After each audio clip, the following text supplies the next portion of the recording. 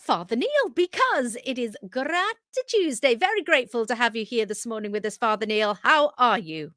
I'm feeling very gratitudinal. I couldn't. I was just talking before we came on the air about and what are people very gratitudinal for this morning? Both Gina and Tom looked at me as if to say, "Is that a word? Is that a word? I wonder if it is a word. It's a word. Gratitudinal. I quite like that word. I like that word. It's adding in sort of like 2 or 3 extra syllables when gratitude will do. Yeah, this is true. But there is a lot of gratitude. Yes. Yeah, there's a lot of gratitude across Pembrokeshire today. I had gratuity in my head, and I was like, "That's not right either." No. Yeah, come on, pay up. Yeah, pay up.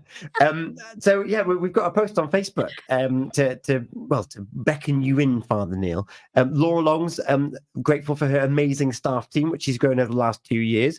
Anna is grateful for Kieran and Callum's nanny and granddad and brother for giving the boys the Christmas makeover in their bedrooms, which is cool. Have you got them there as well, Gina? I have indeed. Rebecca Singh has been in touch this morning. A very good morning to you. She said, I am grateful that I have my only son.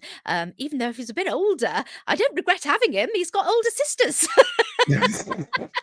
Well, that's good. I love that. And keeping with the family link, Gail Brady, grateful for my son, daughter, and her family, and also Lorna Poole, family and good friends. And our good friend of the show, Peter, has been in touch as well, Gina. He has indeed. I'm just having a look at Peter's here, which is going to bring us into something that Father Neil wants to talk about. But Peter says he's having such fantastic members down at the West Wales Maritime Heritage Society. Without them, there would be no maritime heritage. So a very big thank you to everybody down there in Pembroke Dock. And that's exactly what I wanted to talk about. Was about heritage, was about history. In Psalm 105, the first verse, it says that we should pay attention to history. It's the record of how God works in the world, and that we should learn lessons from it.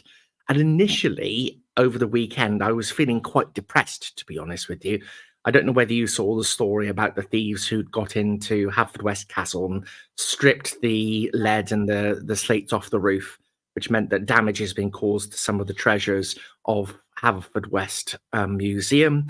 But I am then managing to turn the whole situations on its head, because straight away, as the news broke, the call went out and volunteers from across the county rushed in to preserve those treasures and to preserve that history. I had the opportunity in St. Mary's, which is one of the churches that I look after here on the High Street, just about 25 foot from the Pure West studios, to go to a lecture last Friday on the secret history of Haverfordwest. And history is all around us. Heritage is all around us. And it's not just ancient history as well. For every castle, for every museum that contains priceless treasures from 250, 300, 400 years ago, there's our own personal histories. As you walk through the town, that spot where you first held hands with the one that you loved, or that table in the corner of the restaurant where you got down on one knee and proposed, or where she said, or he said, yes. Our lives are littered with history, and we should be thankful and grateful for the memories that we have, and cherish the good times, because for every time there is something that is a challenge, like thieves stripping the roof of our beloved museum, there is always a corollary, like the volunteers rushing in to help and preserve what's going on. Yeah. Great reflection there. Actually, I could reflect and had sort of pictures going in my mind of things that have happened in my life, and remembering and bringing a little smile to me there as well. Yeah.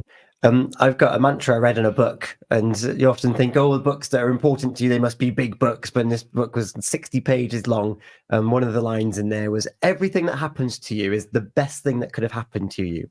And it's to put that perspective shift on, yes, we all have happy memories, but yes, we've also got these hard memories as well. But the key thing is that if you're still here talking about them, then you've overcome them.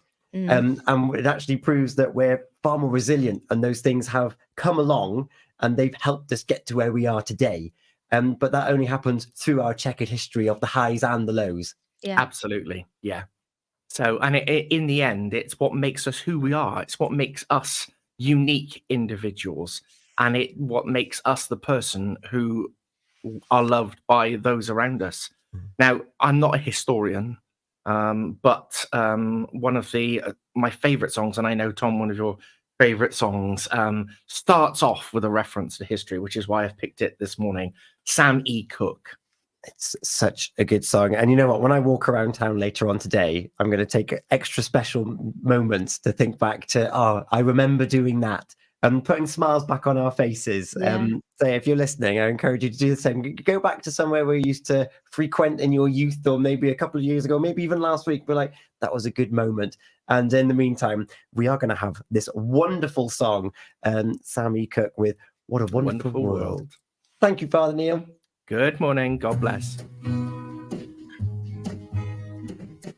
Don't know much about history.